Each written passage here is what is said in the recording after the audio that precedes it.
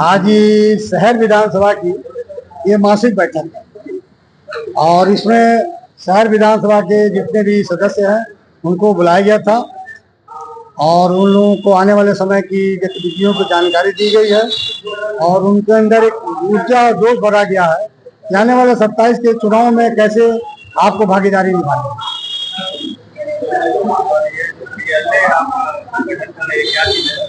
ये जैसे सरकारी बीएलओ होते हैं उसी के तर्ज पे इन लोगों ने सरकार ने कहा है कि पार्टी की तरफ से एक बीएलए बनाइए, बूथ लेवल अधिकारी, ताकि जो वोट बढ़ाए जाएंगे वो आपके बीएलए के द्वारा दिए जाएंगे आवेदन पत्र और वो बीएलए देगा बीएलओ को और वही क्या नाम है नाम बढ़ाने का, नाम काटने का, विलोपन का, ये सारा कार्यक्रम बीएलए के द्वारा ही होगा। इसलिए हम लोग इसको युद्ध स्तर पर लग करके बहुत जल्द अपना एक बीएलए बना करके सरकार को प्रस्तुत कर देंगे। उनका फोन नंबर और मोबाइल नंबर के साथ साथ उनका फोटो भी रहेगा ताकि वो पहचान में आ सके।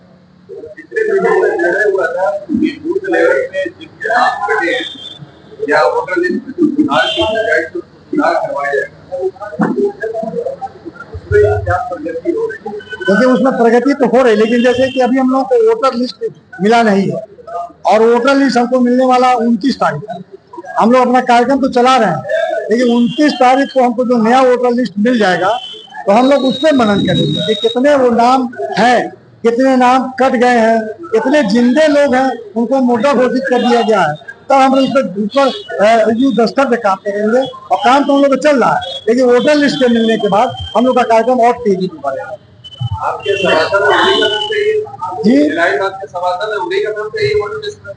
नाम तो उनका नहीं था लेकिन बन गया था, नाम बाद में आ गया था। नहीं, नाम बाद में आ गया था। उनका नाम बहुत शाहिद अख्तर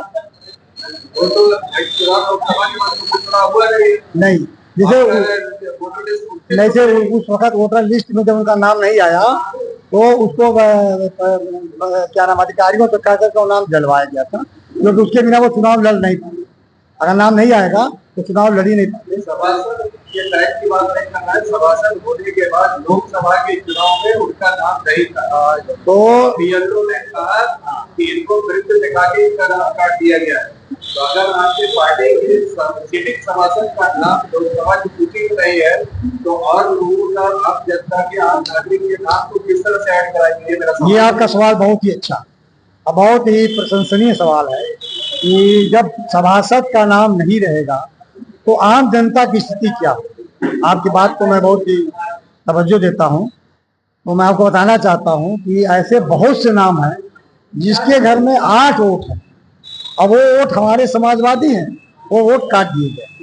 हम लोग ऐसे नामों को चिन्हित कर चुके हैं, आने वाले समय में उनको हम लोग बढ़वाने का काम करेंगे, क्योंकि हमें ये पता है कि ये एक षड्यंत्र है। समाजवादी पार्टी के वोटों को कटवाना भारतीय जनता पार्टी के द्वारा ये बहुत बड़ा कुचक्र है और इस चीज को हम लोग समझे हैं कि हम लोगों ने जो 2022 में कुछ वोटों हमारे जो कम हुए उसमें एक बहुत बड़ा महत्वपूर्ण बिंदु ये भी है कि अगर वो वोट जो हमारे 8, 10, 12 थे उसमें केवल 4 हो गए। और क्या किया गया है, एक बड़ा काम किया गया है। अगर आपका वोट मैना देवी पड़ रहा है तो आपका नाम काट करके सेंट जोसेफ पे डाल दिया गया। आपके पूरे परिवार का वोट मैना देवी पर है, लेकिन आपका नाम डाल दिया गया सेंट जोसेफ पे। आप सेंट जोसेफ पे जाएंगे नहीं, लेकिन इस बार हम लोगों ने बाकायदे उसकी ड्राफ्टिंग कर ली है और वो हम लोगों ने अपने रजिस्टर में मेंटेन कर लिया और यही 29 तारीख के बाद जब नया वोटर लिस्ट मिल जाएगा तो हम उसको इम्प्लीमेंट करेंगे और वो सभी नाम जो विलोपित करा दिए गए, वो किसी जगह हटा दिए गए, बहुत से नाम भ्रमित किए गए, अपने सेंटर से हटा करके दूसरे सेंटर को भेज दिए गए। हम लोग इस पर काम कर रहे हैं और इस सब चीज को बहुत जल्द दुरुस्त करके हम लोग 27 की तैयारी बहुत मजबूती से करेंगे। अभी आपने जैसे बताया कि समाजवादी का वोट है तभी आप नाम ऐड करवाइए, बाकी लोग के लिए कोई नहीं। हम जनता के, हम समाजवादी बात थोड़े कर रहे हैं, हम जनता की बात कर रहे हैं। जैसे जनता, हम तो पीडीए लेके चल रहे हैं, हम तो दबे कुचले लोगों की प्रतिनिधित्व करते हैं। हम तो असहाय लोगों के लिए खड़े होते हैं। हमारा संघर्ष ही, हमारा तो जन्म ही संघर्ष से हुआ है। समाजवादी पार्टी संघर्षों के कोख से जन्म ली हुई पार्टी है। हम वंचितों के लिए, शोषितों के लिए, हमारे तो नेता कहते हैं कि समाज के अंतिम पायदान पे बैठे हुए व्यक्ति के चेहरे पे जो मुस्कान ला दे, उस पार्टी का नाम है समाजवादी पार्टी। ठीक तो नहीं रहा। लगेगा। अगर सिपाही पक्षक की बात करें तो 2 दिन आपका वेरिफिकेशन हुआ, उसका काम करो। बिल्कुल नहीं। आज हमारा प्रतिनिधिमंडल उनके घर गया है। लखनऊ से बकायदे लेटर आया है। आज जिला अध्यक्ष, महानगर अध्यक्ष और वहाँ के सांसद पप्पू निषाद जी, अध्यक्ष ने उनको एक समिति बनाई है और आपका रिपोर्ट प्रस्तुत करने के लिए बोला है जी। वो तो आपका इंटरनल मामला है। इंटरनल मामला नहीं है, गोरखपुर के अंदर वो तो समाजवादी का है जी। तो वो आपका इंटरनल मामला है ना। आपकी समिति करी है ना, यहाँ के जिला अध्यक्ष और सभी नगर के जिला अध्यक्ष, महानगर अध्यक्ष मिला करके 2 लोगों की समिति बनाई गई जी जी कि यहाँ की जो भी रिपोर्ट है उसको जो है राष्ट्रीय अध्यक्ष को दें। जी। अब उसकी बात नहीं कर रहे हैं। हाँ। पंकज कुमार के लिए क्या हो रहा है? पंकज कुमार अभी तक जेल से बाहर नहीं आया। आज 4 तारीख की घटना है। आज हम यहाँ पर आके खड़े हैं, अभी तक मुकदमा नहीं लिखा गया उसकी। आपको मैं बता दूं कि इसी चीज की पूरी रिपोर्ट माननीय अध्यक्ष जी ने मंगाया, राष्ट्रीय अध्यक्ष जी ने, और इसके बाद एक बृहद कार्यक्रम उसके लिए घोषित होगा। केवल कमेटी बना देने से काम नहीं चलेगा ना। इसकी रिपोर्ट जब जाएगी तो वहां से एक कार्यक्रम आएगा। हम लोग पंकज के लिए लड़ेंगे और उसको इंसाफ दिलाने के लिए पूरी ताकत लगाएंगे। जो इस वक्त डॉक्टर मेडिसिन के लायक अभी वहां है, उसको जेल हो गया लेकिन आया नहीं, अकल आए।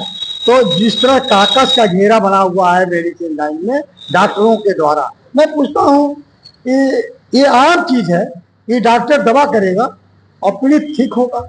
इसमें बाउंसर का क्या काम है भाई? बड़े बड़े डॉक्टर बाउंसर रख रहे हैं, इसका मतलब उनको पता है कि मैं गलत कर रहा हूँ। कि हम लोग एक आंदोलन इसके खिलाफ भी छेड़ेंगे। इसलिए हम लोग एक रिपोर्ट बना करके माननीय राष्ट्रीय अध्यक्ष को देंगे आज। उसके बाद जिस तरह का निर्देश आएगा, हम लोग समाजवादी पार्टी के सिपाही हैं और ये जनता का मुद्दा है। पंकज कुमार बहेलिया वो हमारी पार्टी का आदमी नहीं है, वो एक जनता है और हम जनता के लिए खड़े हैं। समाजवादी पार्टी हर उस चीज का विरोध करती है जो किसी को दुख दे, जो किसी को तकलीफ दे, समाजवादी पार्टी उसके साथ खड़ी है। 2 दिन का आप लोग का अनशन और प्रदर्शन था, उसके बाद दिखा नहीं, फिर केंद्रीय नेतृत्व की बात आ गई। अब वो रिपोर्ट जाएगी तब फिर वहां से आप लोग का तय होगा तो आपका केंद्रीय नेतृत्व करेगा क्या है? भाई देखिए, हम लोग इन केंद्रीय नेतृत्व के साथ बंधे हुए हैं। हमारा संगठन है। लोकल लेवल पर कुछ होता है तो लोकल लेवल के पास लोकल लेवल में हम लोग लोकल नहीं क्यों नहीं लेता है। लोकल लेवल पर निर्णय हुआ, हम उनके साथ खड़े थे, आज भी खड़े हैं। लेकिन जिस तरह का हमारे राष्ट्रीय अध्यक्ष ने संज्ञान में लिया है तो हम उस चीज को अलग नहीं कर सकते हैं ना।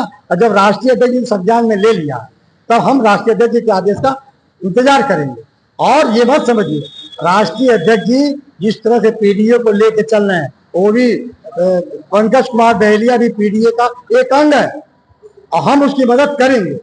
और हम इसलिए नहीं करेंगे, हम इसलिए करेंगे कि समाज का वो व्यक्ति दबाया जा रहा है, सताया जा रहा है। इसलिए समाजवादी पार्टी का ये फर्ज है, ये धर्म है। आज जो विधानसभा की मीटिंग किया जी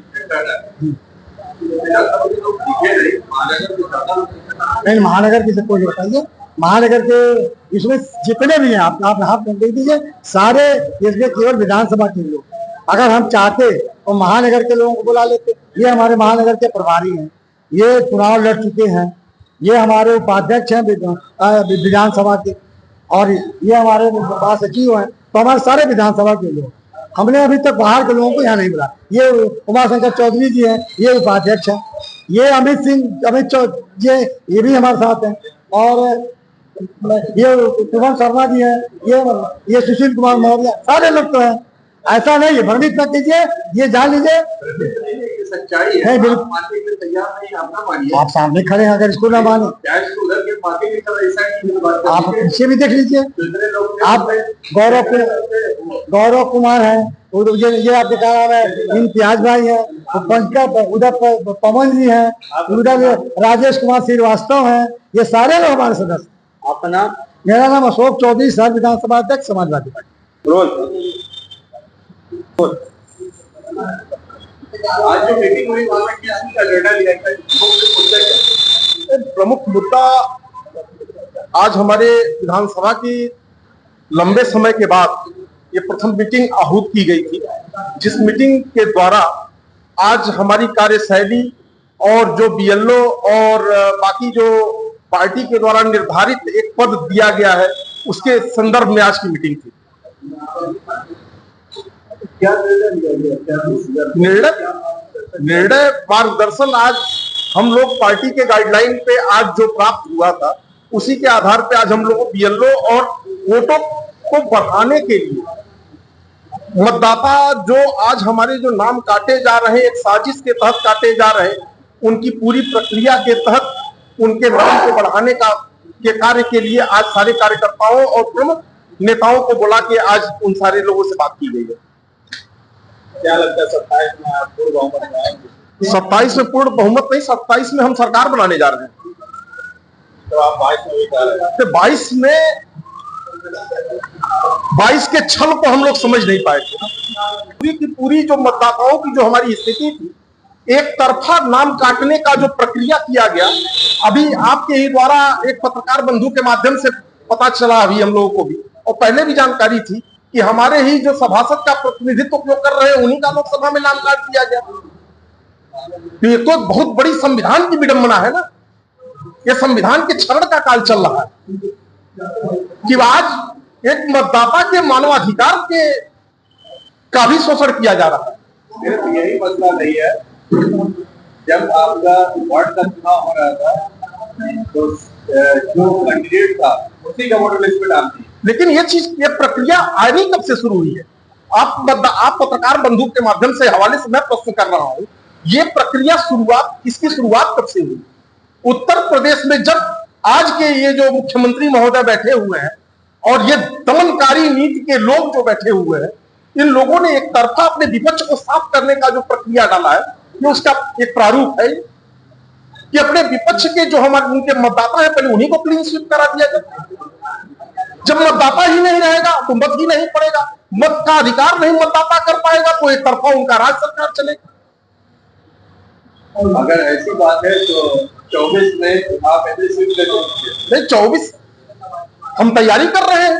हम मतदान जब प्रक्रियाओं को देख लिया हमारे कार्यकर्ताओं ने और नेताओं ने, तो हम बूथ स्तर पे अपने लोगों को लगा के मतदान को बढ़ाने, ये जो हमारे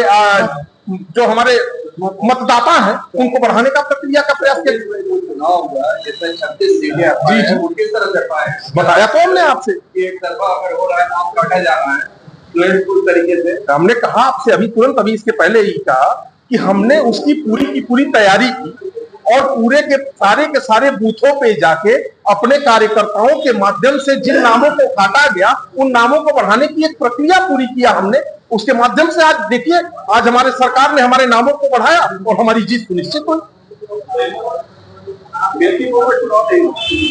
मिल्कीपुर चुनाव डरी हुई है सरकार। अवधेश जी के ऊपर केस तो किसी के ऊपर चल सकता है, केस आपके ऊपर बैठे हुए नहीं, एफिडेविट के मामले को चैलेंज है। दरअसल हमने एक शब्द में आपसे कह दिया, आप यहाँ बैठे हुए आपके ऊपर भी अभी सरकार हमसे वार्ता करने के चक्कर में मुकदमा कर देगी। वो कौन सा एफिडेविट है? आप मेरा इंटरव्यू ले रहे हैं, उसके लिए मैं प्रत्याशी रहा इस माननीय मुख्यमंत्री के खिलाफ, तो इसके लिए भी आपके ऊपर मुकदमा हो सकता है कि क्यों अरविंद शुक्ला का आपने इंटरव्यू लिया। जो सही बात है उसको आप लोग एक्सेप्ट नहीं करेंगे। कौन सी सही बात है? उनके ऊपर केस हुआ है, एफिडेविट की एक्सपायरी थी, उन्होंने केस किया है, इसी वजह से श्रीमान जी आप भारतीय संविधान के पत्रकारिता एक स्तंभ के रूप में जानी जाती है।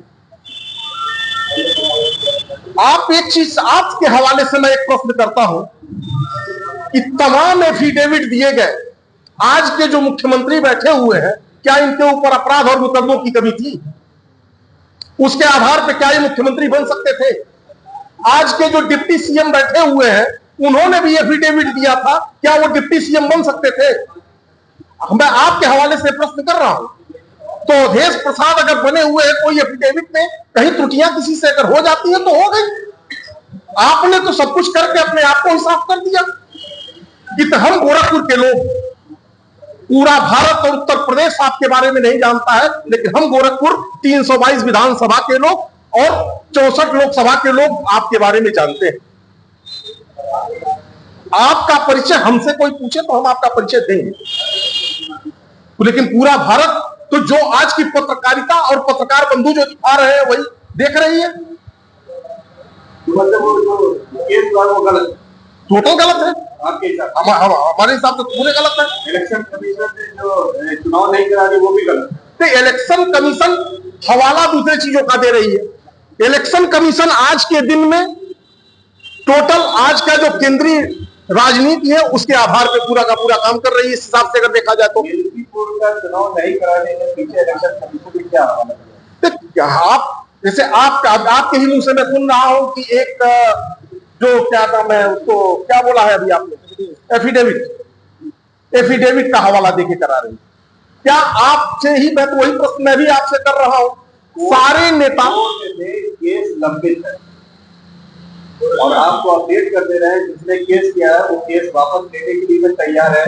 उसने इलेक्शन कमीशन को भी कहा है, लेकिन उन्होंने ये बोल दिया है कि क्योंकि नोटिफिकेशन हो गया है इसलिए इस बार नहीं होगा, अगली बार तो हम करेंगे। पहले आप अपडेट कर दीजिए ना, उसके बाद आप इल्जाम इल्जाम नहीं, एक अरविंद शुक्ला मेरा नाम।